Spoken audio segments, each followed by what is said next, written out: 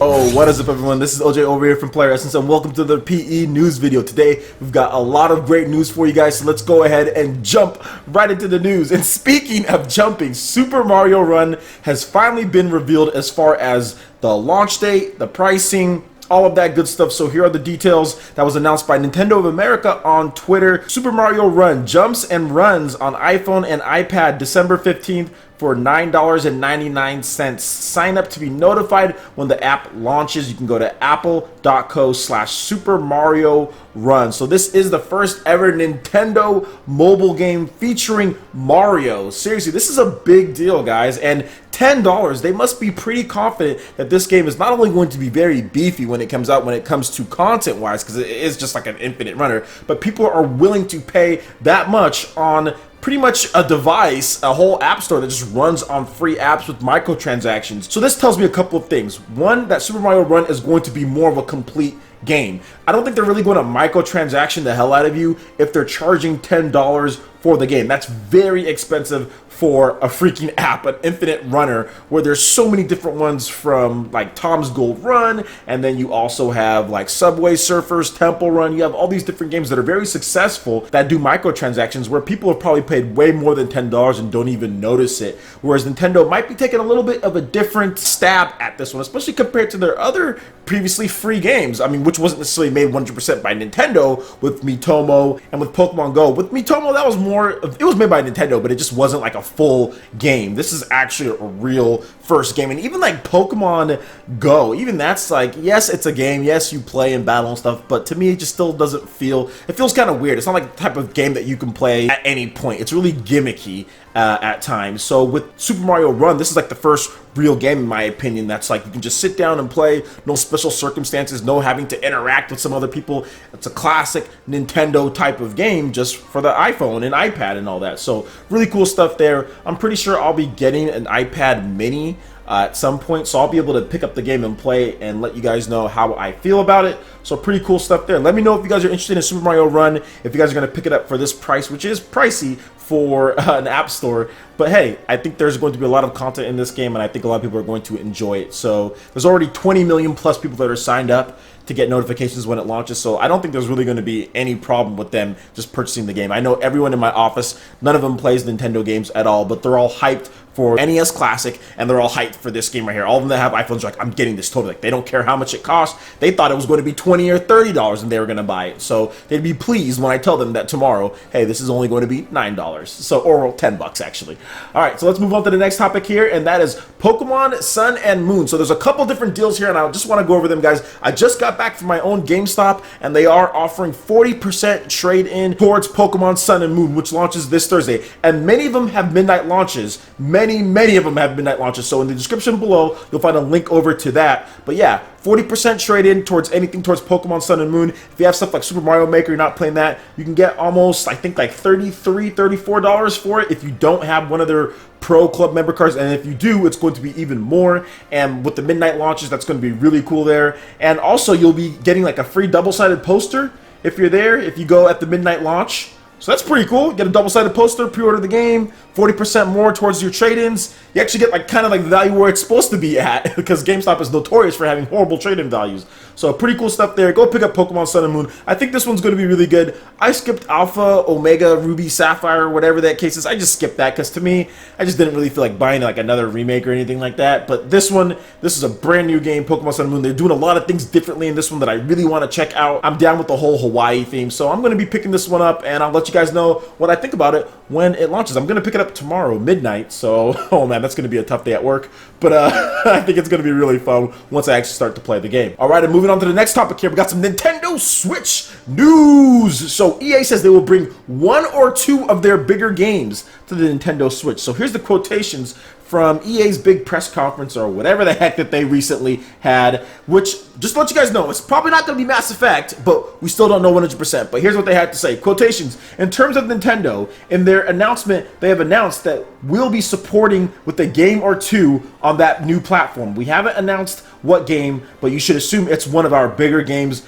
we've been involved with. We're excited for Nintendo. It's an interesting device, but I can't yet predict how broad it's going to be. And will people be interested in a portable device alongside their regular portable device they have? So that pretty much says two things. One, EA will be supporting the Nintendo Switch with some content. So we know we're going to get an EA game or two, like they say here. However, they're very apprehensive, especially at the end there. They're not sure if people are going to want to play this portable device alongside other portable devices they already have. But I think that they're looking at it a little wrong, at least initially. I think that they're looking at it wrong because Nintendo is pretty much killing off the Wii U, right? The Nintendo 3DS is already established, it's here. Most of the games, at least the good games, are going to be coming out for the Nintendo Switch. This device has a very strong possibility of getting a lot of those 3DS owners are like, okay, I want to move on to the next thing because it is going to be somewhat portable. And you're also going to get those Wii U owners who have basically been starved. So I think EA is just looking at it just a little bit wrong by saying, oh, well, are people going to like it based on like their own portable devices that they already have? I think they should be looking at it more like, okay, all these Wii U owners don't have a system to play and we could potentially capitalize on it being more of a home device than a portable device. At least that's how I think EA should be looking at it, because EA does make more of those console style games. Now, if it's going to be some of their bigger games, it's probably going to be something like, I would say Madden, or it's going to be FIFA, something along the lines of that. So I'm thinking that it's going to be FIFA for sure, because that has the biggest appeal as far as worldwide goes. Maybe the safest bet, and as far as the easiest to port, would be an EA sports game like they did with the Wii U. They had Madden and they also had FIFA there. So I'm thinking it's going to be FIFA. I don't think there'll be a second game, but if there is a second game, I think it's going to be like NBA Live or it's going to be Madden. I think it's just going to be a couple sports titles just to get some feelers out there. Nothing major, and we'll see. We're not going to get like Battlefield 1 or something like that, or I don't think we're going to get Mass Effect, obviously. We've already talked about that before. So I do think that it is going to be like probably FIFA. And we're going to see if it actually, you know, turns out to be true. But I do want to just wait and see. Like, I think EA, like I said, they're looking at it a little wrong because they're talking about it being portable and do people want to do that? And yeah, that's a valid concern. I don't want to sit there and take away anything from what EA is trying to say. Obviously, they got some smart businessmen who are running that company. But at the same time, they should definitely look at it more like, okay, well, how can we take advantage of all these Wii U owners that are going to be starved for content and they're going to rush out there and buy the Nintendo Switch no matter what? Because you know there's going to be millions of Wii U owners that don't have anything to play, that maybe aren't into Microsoft and Sony as much, and maybe not even into 3DS as much. I mean, you never know. I know that's me personally. Like, I mean, 3DS is okay. Pokemon Sun and Moon will be the first game that I bought for my Nintendo 3DS in a while, so they need to look at it more in that terms than just saying, oh, like portable device. It's going to be very interesting to see how many people use the Nintendo Switch more of a portable device than an actual home console. I know for me, it's definitely going to be mainly used as my home console since the Wii U has nothing. All right, so moving on to the next thing here, and that is a big one. So once again, Eurogamer is kind of backing up what Emily Rogers says, and they are saying that they have heard independently that The Legend of Zelda Breath of the Wild will miss the Nintendo Switch launch, and it should be more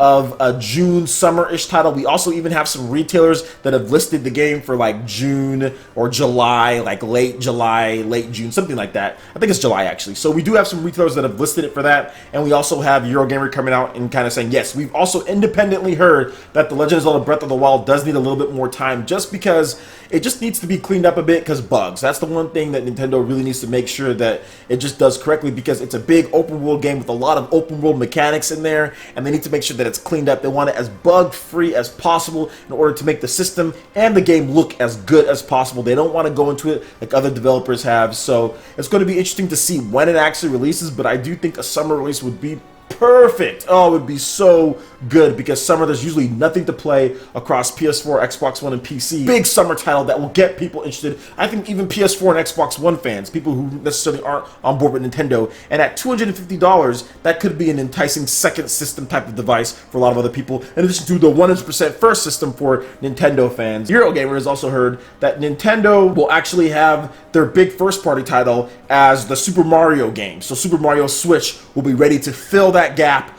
at launch, and of course other games that they do have as far as what I feel Nintendo's going to do with Super Mario instead as far as filling that gap, and I think that should be enough to sell systems at launch on whatever third-party games and more first-party games that we don't know about that are going to be coming. So overall, I think there's a good plan. I think this plan is far more solid than the Wii U's plan. There was a lot of uncertainty, which there's still uncertainty here with the Nintendo Switch, but there's far more conviction, there's far more strength in what Nintendo's message is this time with the Nintendo Switch. It's a far more traditional console, even though it's quirky with the whole portable and console deal. It's far more traditional than the Wii and the Wii U ever was, and that's kind of what I was looking for, just something that I can just sit down and play on my TV when I get off of work, you know, or later at night after I put my daughter to sleep. No type of crazy dual screen looking back and forth using styluses and all this type of stuff. Just get me a great system with some great games, and I'll be happy that I can just play normally on my controller, and that's what they're doing here with the Nintendo Switch. So I think that's definitely encouraging, and I'm really happy that they're going that direction, because I think a lot of people just see it and be like, okay, maybe it's not as good as PS4, Xbox One. I can take that as far as graphically. I can take that. But now I can just play games normally. Don't have to worry about gimmicks. I can just play my games. And I think there's a lot of people out there that are like me. They're really just kind of tired of all the other stuff Nintendo's trying to do with motion controls and all that. And they're just happy that Nintendo's going back to being able just to play games normally. So that's the big thing for me. So I'll just be happy if that's what the Nintendo Switch is. And it looks pretty much